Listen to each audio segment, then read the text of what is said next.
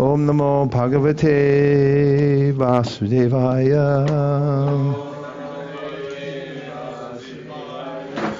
Om Namo Bhagavate Vasudevaya. We're reading from the Srimad Bhagavatam, Canto 3, Chapter 5, Vidura's talks with Maitreya. Just now, we're taking up where we left off before the Gayatri break, and that would be at text number 46, so we're on 47. We're on 46. 46 itself. O Lord, persons who, because of their serious attitude, attain the stage of enlightened devotional service, achieve the complete meaning of renunciation and knowledge, and attain the Vaikuṇṭhaloka in the spiritual sky simply by drinking the nectar of your topics. I think that's describing all of you. No response. The difference between the impersonalistic mental speculators and the pure devotees of the Lord is that the former pass through a miserable understanding of the absolute truth at every stage, whereas the devotees enter into the kingdom of all pleasures, even from the beginning of their attempt. The devotee has only to hear about devotional activities, which are as simple as anything in ordinary life, and he also acts very simply, whereas the mental speculator has to pass through a jugglery of words, which are partially facts and partially a make-show for the maintenance of an artificial impersonal status. In spite of his strenuous efforts to attain perfect knowledge, the impersonalist attains merging into the impersonal oneness of the Brahmajyoti of the Lord, which is also attained by the enemies of the Lord simply because of their being killed by him. The devotees, however, attain to the highest stage of knowledge and renunciation and achieve the Vaikuṇṭhalokas, the planets in the spiritual sky. The impersonalist attains only the sky and does not achieve any tangible transcendental bliss, whereas the devotee attains to the planets where real spiritual life prevails. With a serious attitude, the devotee throws away all achievements like so much dust, and he accepts only devotional service, the transcendental culmination. 47. Others who are pacified by means of transcendental self-realization and have conquered over the modes of nature by dint of strong power and knowledge also enter into you, but for them there is much pain, whereas the devotee simply discharges devotional service and thus feels no such pain. Purport: in terms of a labor of love and its returns, the bhaktas, or devotees of the Lord, always have priority over persons who are addicted to the association of jnanis or impersonalists and yogis or mystics. The word appare, others, is very significant in this connection. Others refers to the jnanis and the yogis whose only hope is to merge into the existence of the impersonal Brahmajyoti. Although their destination is not so important in comparison to the destination of the devotees, the labor of the non-devotees is far greater than that of the bhaktas.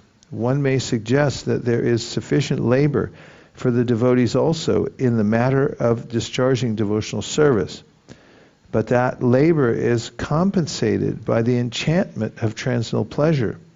The devotees derive more transcendental pleasure while engaged continuously in the service of the Lord than when they have no such engagement.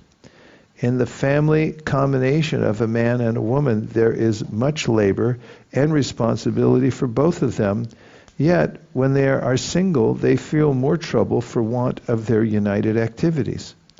The union of the impersonalists and the union of the devotees are not on a par. The impersonalists try to fully stop their individuality by attaining sayuja mukti, or unification by merging into oneness, whereas the devotees keep their individuality to exchange feelings in relationship with the Supreme Individual Lord. Such reciprocation of feelings takes place in the transcendental Vaikuṇṭha planets, and therefore the liberation sought by the impersonalist is already achieved in devotional service. The devotees attain mukti automatically, while continuing the transcendental pleasure of maintaining individuality. As explained in the previous verse, the destination of the devotees is Vaikuṇṭha, or Akuṇṭha, the place where anxieties are completely eradicated. One should not mistake the destination of the devotees and that of the impersonalists to be one and the same. The destinations are distinctly different, and the transcendental pleasure derived by the devotee is also distinct from chin matra, or spiritual feelings alone. 48. O original person, we are therefore but yours only. Although we are your creatures, we are born one after another under the influence of the three modes of nature, and for this reason we are separated in action. Therefore, after the creation, we could not act concertedly for your transcendental pleasure. Purport: the cosmic creation is working under the influence of the three modes of the external potency of the Lord. Different creatures are also under the same influence, and therefore they cannot act concertedly in satisfying the Lord. Because of this diverse activity, there cannot be any harmony in the material world. The best policy, therefore, is to act for the sake of the Lord. This will bring about the desired harmony. Text 49. O unborn one, please enlighten us regarding the ways and means by which we can offer you all enjoyable grains and commodities, so that both we and other living entities in this world can maintain ourselves without disturbance and can easily accumulate the necessities of life, both for you and for ourselves. Purport: developed consciousness begins from the human form of life and further increases in the forms of the demigods living in higher planets. The earth is situated almost in the middle of the universe, and the human form of life is the via medium between the life of the demigods and the demons. The planetary systems above the earth are especially meant for the higher intellectuals called demigods. They are called demigods because although their standard of life is far more advanced in culture, enjoyment, luxury, beauty, education, and duration of life, they are always fully God-conscious. Such demigods are always ready to render service to the Supreme Lord because they are perfectly aware of the fact that every living entity is constitutionally and eternally an eternal subordinate servitor of the Lord. They also know that it is the Lord only who can maintain all living entities with all the necessities of life. The Vedic hymns, Eko Bahunam Yo Viditati Kaman Ta Enam Abruvam Ayatanam Ya Prajanihi Yasmin Pratishtita Anam Adame, etc., confirm this truth. In Bhagavad Gita also, the Lord is mentioned as Bhuta Brit, or the maintainer of all living creatures. The modern theory that starvation is due to an increase in population is not accepted by the demigods or the devotees of the Lord. The devotees or demigods are fully aware that the Lord can maintain any number of living entities, provided they are conscious of how to eat. If they want to eat like ordinary animals who have no God consciousness, then they must live in starvation, poverty, and want, like the jungle animals in the forest. The jungle animals are also maintained by the Lord with their respective foodstuffs, but they are not advanced in God consciousness. Similarly, human beings are provided with food grains, vegetables, fruits, and milk by the grace of the Lord, but it is the duty of human beings to acknowledge the mercy of the Lord. As a matter of gratitude, they should feel obliged to the Lord for their supply of foodstuff. And they must first offer him food and sacrifice, and then partake of the remnants. In Bhagavad Gita 3:13, it is confirmed that one who takes foodstuff after a performance of sacrifice eats real food for proper maintenance of the body and soul, But one who cooks for himself and does not perform any sacrifice eats only lumps of sin in the shape of foodstuffs. Such sinful eating can never make one happy or free from scarcity. Famine is not due to an increase in population, as less intelligent economists think. When human society is grateful to the Lord for all his gifts for the maintenance of the living entities, then there is certainly no scarcity or want in society. But when men are unaware of the intrinsic value of such gifts from the Lord, surely they are in want. A person who has no God consciousness may live in opulence for the time being due to his past virtuous acts, but if one forgets his relationship with the Lord, certainly he must await the stage of starvation by the law of the powerful material nature. One cannot escape the vigilance of the powerful material nature unless he leads a God-conscious or devotional life. Text number 50. You are the original personal founder of all the demigods and the orders of different gradations, yet you are the oldest and are unchanged. O Lord, you have no source or superior. You have impregnated the external energy with the semen of the total living entities, yet you are unborn. Purport: the Lord, the original person, is the father of other living entities beginning from Brahma, the personality from whom all other living entities in different gradations of species are generated. Yet the Supreme Father has no other father. Every one of the living entities of all grades up to Brahma, the original creature of the universe, is begotten by a father. But he, the Lord, has no father. When he descends on the material plane, out of his causeless mercy, he accepts one of his great devotees as his father to keep pace with the rules of the material world. But since he is the Lord, he is always independent in choosing who will become his father. For example, the Lord came out of a pillar in his incarnation as Nrsingadev, and by the Lord's causeless mercy, Ahalya came out of a stone by the touch of the lotus feet of his incarnation as Lord Sri Ram. He is also the companion of every living entity as a supersoul, but he is unchanged.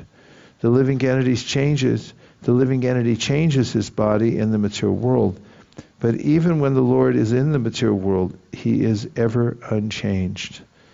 That is his prerogative. As confirmed in Bhagavad Gita 14.3, the Lord impregnates the external or material energy, and thus the total living entities later come out in different gradations, beginning from Brahma, the first demigod, down to the insignificant ant. All gradations of living entities are manifested by Brahma and the external energy, but the Lord is the original father of everyone. The relationship of every living being with the Supreme Lord is certainly one of son and father, and not one of equality. Sometimes in love the son is more than the father, but the relationship of father and son is one of the superior and the subordinate. Every living entity, however great he may be, even up to the demigods, like Brahma and Indra, is an eternally subordinate servitor of the Supreme Father.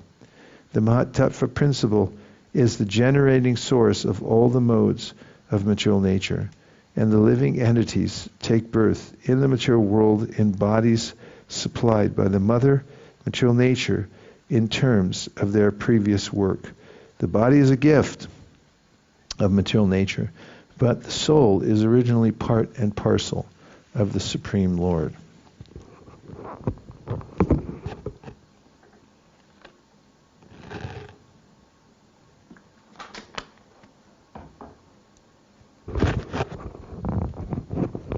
Everyone okay? Yes. O Supreme Self, please give us, who are created in the beginning from the Mahatattva, the total cosmic energy, your kind directions on how we shall act. Kindly award us your perfect knowledge and potency so that we can render you service in the different departments of subsequent creation. The Lord creates this material world and impregnates the material energy with the living entities who will act in the material world. But all these actions have a divine plan behind them. The plan is to give the conditioned souls who so desire a chance to enjoy sense gratification. But there is another plan behind the creation, to help the living entities realize that they are created for the transcendental sense gratification of the Lord and not for their individual sense gratification. This is the constitutional position of the living entities. The Lord is one without a second, and he expands himself into many for his transcendental pleasure. All the expansions, the Vishnu Tattvas, the Jiva Tattvas, and the Shakti Tattvas, the personalities of Godhead, the living entities, and the different potential energies, are different offshoots from the same one Supreme Lord. The Jiva Tattvas are separated expansions of the Vishnu Tattvas.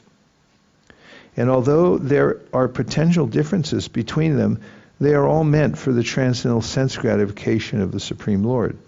Some of the Jivas, however, wanted to lord it over material nature in imitation of the lordship of the personality of Godhead.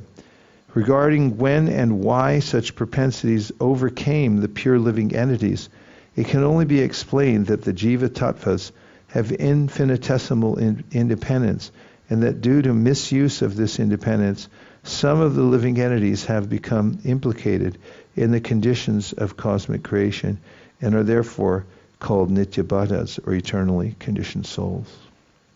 The expansions of Vedic wisdom also give the Nitya-Baddhas, the conditioned living entities, a chance to improve, and those who take advantage of such transcendental knowledge gradually regain their lost consciousness of rendering transcendental loving service to the Lord. The demigods are amongst the conditioned souls who have developed this pure consciousness of service to the Lord, but who at the same time continue to desire to lord it over the material nature, the material energy.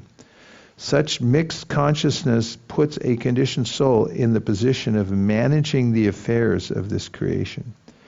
The demigods are entrusted leaders of the conditioned souls, as some of the old prisoners in government jails are entrusted with some responsible work of prison management. So the demigods are improved conditioned souls acting as representatives of the Lord in the material creation. Such demigods are pure devotees of the Lord in the material world, and when completely free from all material desire to lord it over the material energy, they become pure devotees and have no desire but to serve the Lord. Therefore, any living entity who desires a position in the material world may desire so in the service of the Lord, and may seek power and intelligence from the Lord, as exemplified by the demigods in this particular verse. One cannot do anything unless he is enlightened and empowered by the Lord. The Lord says in Bhagavad Gita 15:15, Mattak smritir jnanam apohanam cha. All recollections, knowledge, etc., as well as all forgetfulness, are engineered by the Lord, who is sitting within the heart of everyone. The intelligent man seeks the help of the Lord, and the Lord helps the sincere devotees engage in his multifarious services. The demigods are entrusted by the Lord to create different species of living entities according to their past deeds. They are herein asking the favor of the Lord for the intelligence and power to carry out their task. Similarly, any conditioned soul may also engage in the service of the Lord under the guidance of an expert spiritual master, and thus gradually become free from the entanglement of material existence. The spiritual master is the manifested representative of the Lord, and anyone who puts himself under the guidance of a spiritual master and acts accordingly is said to be acting in terms of buddhi yoga, as explained in Bhagavad Gita 2.41. Vyavasayatmika buddhir ekeha kurunandana bahushakya hyanantascha buddhayo vyavasayinam. Thus end the Bhaktivedanta purports of the 3rd canto, 5th chapter of the Srimad Bhagavatam, entitled Vidura's Talks with Maitreya.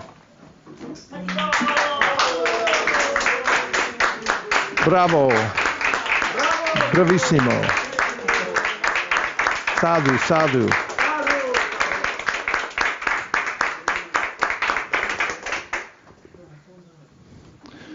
Reflections, questions, observations? Yes.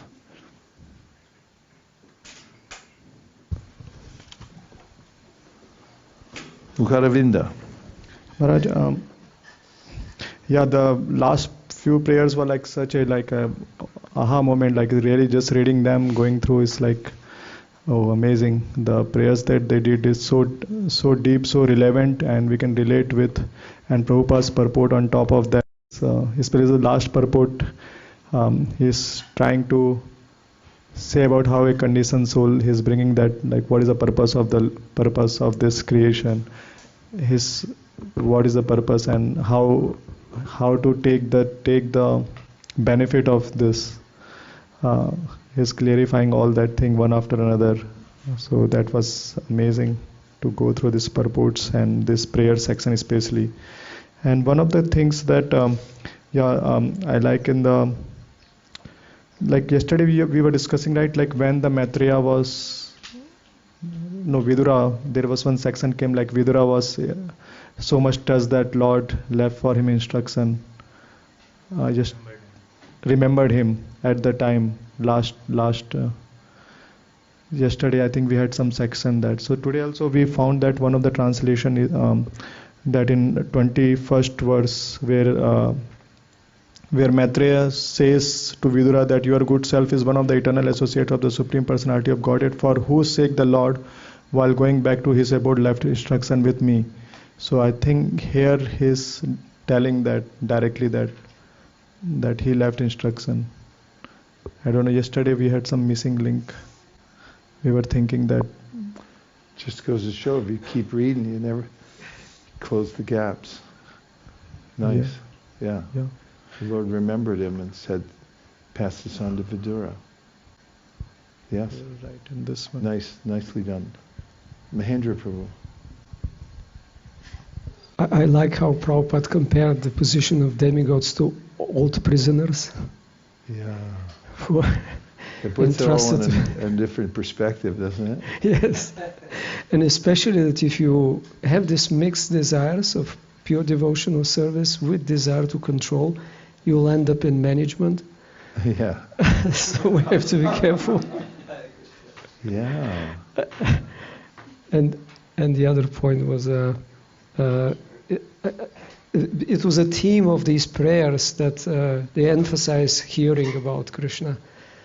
So Krishna Katha is so important, and and one of the last points when they then mention it was the words which Vishaya Ashada, Prabhupada says, with a greatly serious attitude. So Prabhupada makes this point very clear that it's very simple. You have to hear, and anyone can do it as an ordinary activity, but still the attitude should be very serious in that. Nice plethora of good points. Thank you. To add on to what Mahendra Prabhu was saying, I thought of something that His Grace Madhavananda Prabhu once said, and he said, if you don't ever want to become a manager, you should always appreciate them, because that it's like like that propensity to want to. So, anyways, I was also thinking in kind of along the first comment Prabhu was making, and I really appreciated Prabhupada's translating creature. The demigods were saying, we are your creatures. And I was thinking, why would they say that? And so I was thinking, create. I didn't, for some reason I just didn't connect that, so I switched out the definition of creature. And creature is a noun, is something created either animate or inanimate, such as a lower animal, a human being of anomalous or uncertain aspect or nature, or the second definition is one that is the servile dependent or tool of another. I thought that was really, when you really consider cool. Also that Krishna is the only one who's not a creature, meaning He wasn't created. Everybody else emanates from him. They're a creation of his. Nice points.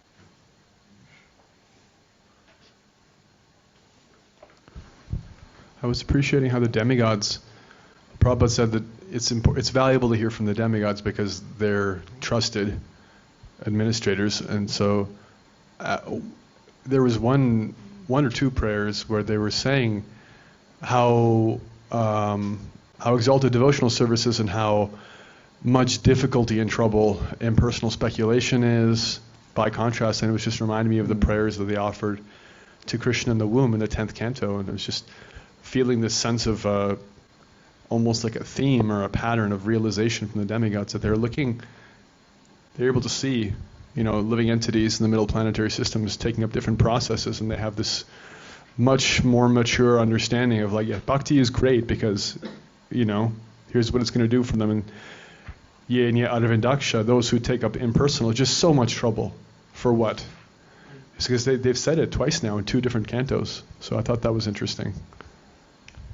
Yeah, it seems to be a human trait to want to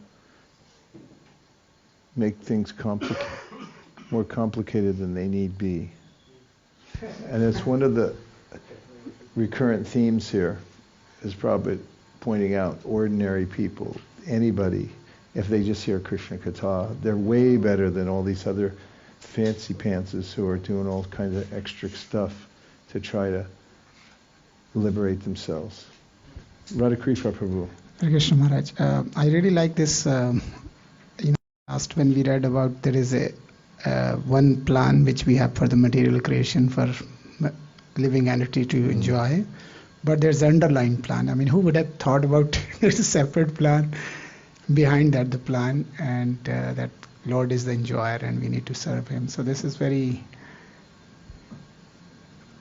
think it's very profound when I'm seeing that Prabhupada has put so much in his purport that if you read it, you dig it further, there's a plan behind beyond. So thank you, Prabhupada. It comes up also in the prayers of personified Vedas that there's dual purpose to the universe.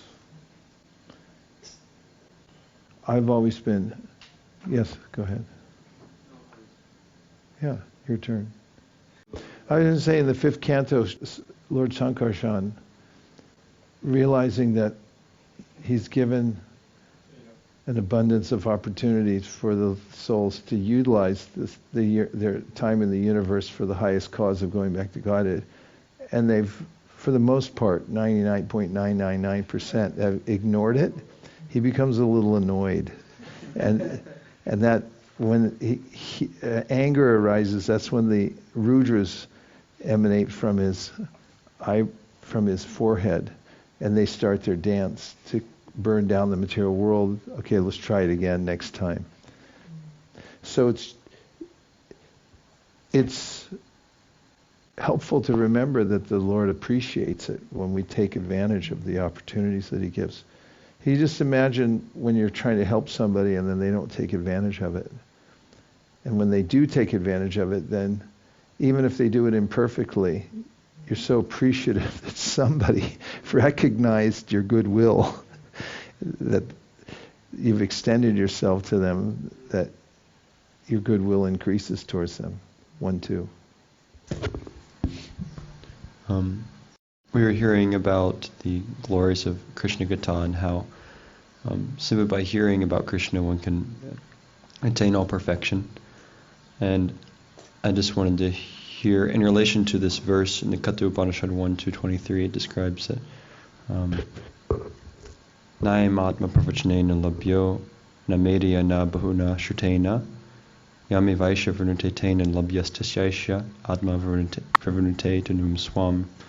That, by our own intellect or our own endeavors, or really it's that even by very much hearing or reading, we can't attain Krishna, but only one who's received his mercy, or one who he chooses can come in contact with him or experience his personal form. You'd be hard put to match that up hearing Krishna Katha.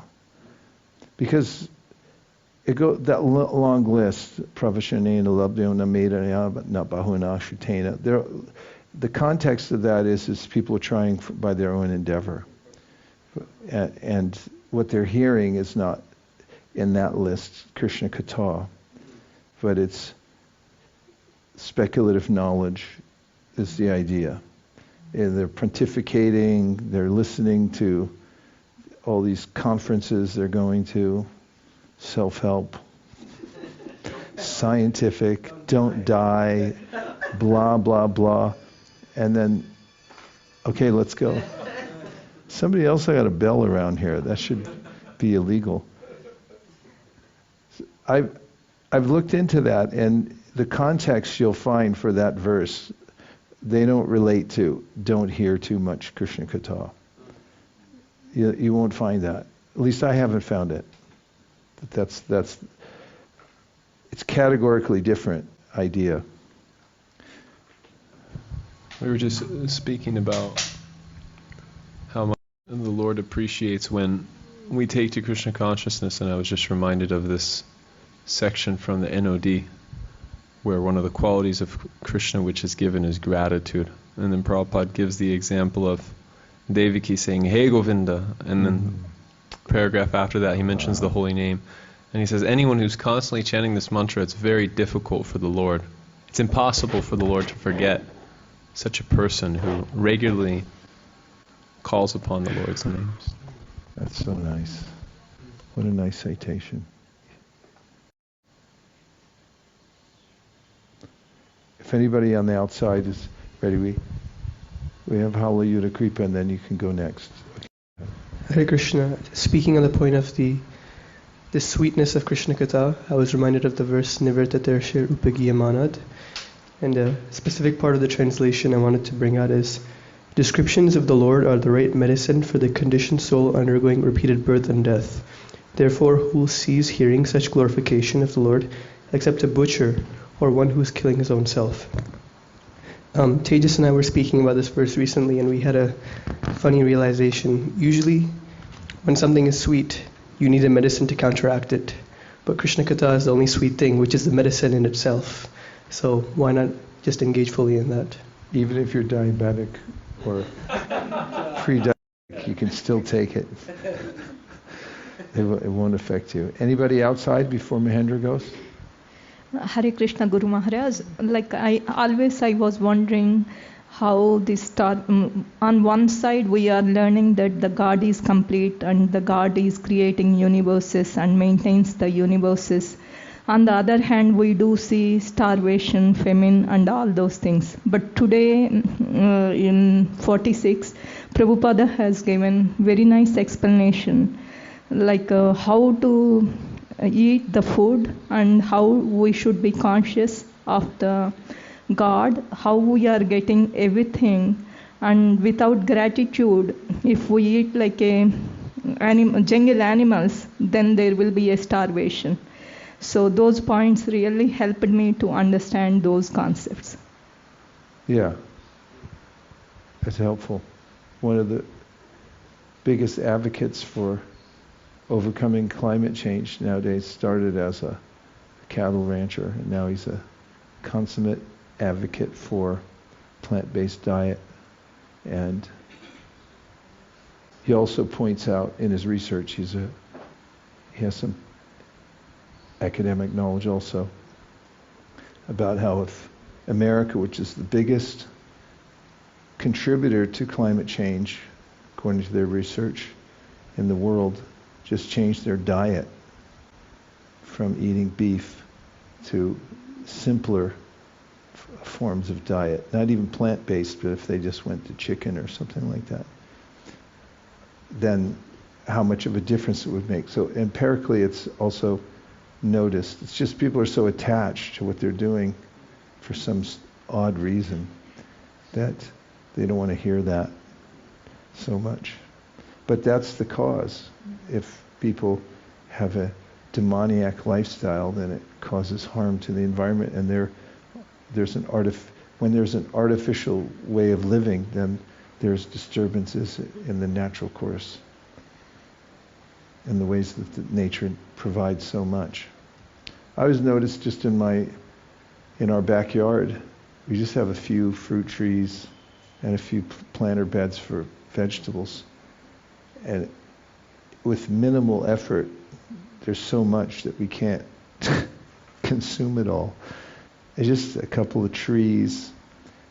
It's enough for all the squirrels, for the worms, who else eats that? The crows. Everybody eats, and there's still tons left over. We can't even consume it. With the speak of, Krishna's provided so much for everybody.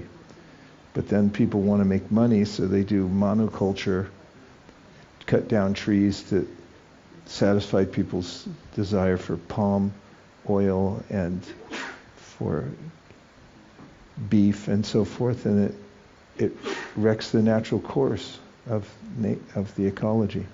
There was Mahendra? Yes. For the close. I just wanted to add to that point of why Shravanam is not referred to Krishna Katha in the Katha Upanishad, because the context, of course, of Upanishad text is self-realization, and the standard Vedantic method is, Shravanam is there in terms of hearing scripture, especially the Upanishads, and then Nididhyasanam, meditating and absorbing, and until you realize the self. But the point there is you can't do it by your own endeavor, no matter what you do. The self has to reveal himself. So it's totally different than hearing Krishna Katha, by which you actually directly connect and please. And as Prabhupada many times mentioned, it's identical with associating face to face with Krishna. Therefore, Krishna Katha is so glorified here and in so many places in Bhagavatam. I just remembered another verse in the 10th canto where 7th chapter already Maharaj Parikshit is hearing, and he gets so enthusiastic in the 7th chapter, asking for more, and he says, please tell me more about Krishna's childhood pastimes, especially because they're so charming and attractive. Immediately they dissipate, or they kill the material desires and the lack of taste, and give friendship for devotees. These three things automatically happen just by hearing Krishna Katha and pleasing the Lord in this way. Nice points. And there are multiple places where Srimad Bhagavatam mentions how Krishna likes to hear Krishna Katha. Because it's really about his devotees. The Bhagavatam is about Krishna's devotees, and ultimately Srimati Radharani. And when we engage in Krishna Katha, then Krishna is especially appreciative. What's that verse? 11th canto, 2nd chapter, 51st. Vishrujati hridayam na yasya sakshad harir abhashat vigoganasha pranaya vasanaya vitangri padma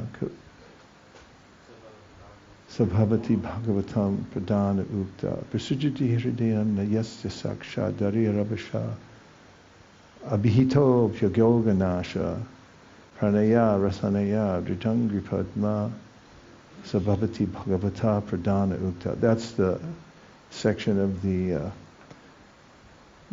Navayogendras. They're talking about the topmost devotee. But in that verse, Vrishujiti Hridayam Nayasya Sakshad, the Lord is there Sakshat. He's there directly in the heart. Darir Avasha Abhihito Bhyagoganasha. And if somebody accidentally hears Krishna Katha, then the Lord's inclined to remove from that person's heart mountains of accumulated sinful reaction. What to speak of, it's one of those what to speak of verses. What to speak of somebody, pranaya, rasanaya, dritangrapadma, if somebody is so appreciative of hearing it and they lean into it, they tie Krishna's lotus feet with ropes of love.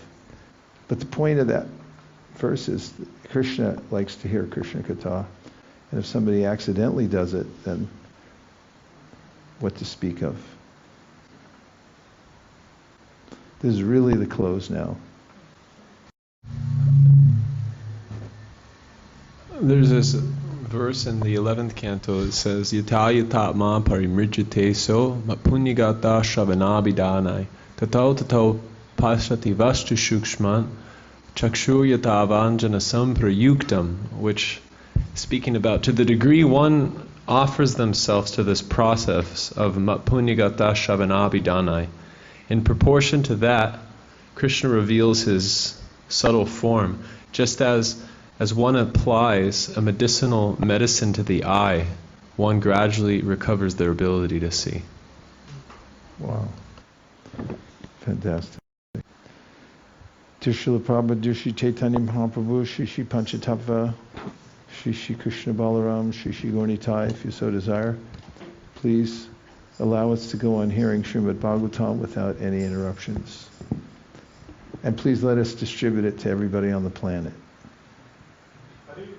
And please give us unlimited resources. And please enlighten all leaders in the world that it's a good idea to do so. And please bring millions of people to help. And please let us distribute at least 100,000 sets of Bhagavatams worldwide by 2026 as a baseline. Thank you for considering our request. Om Tat Sat. Everyone agrees with this prayer, in whole or in part. Please unmute and say Hare Krishna. Hare Krishna. Gaur Premanande. Nitai Gaura Haribo. Haribo. Haribo. Nitai Gaura Haribo. Nitai Gaura Haribo. Haribo. Haribo.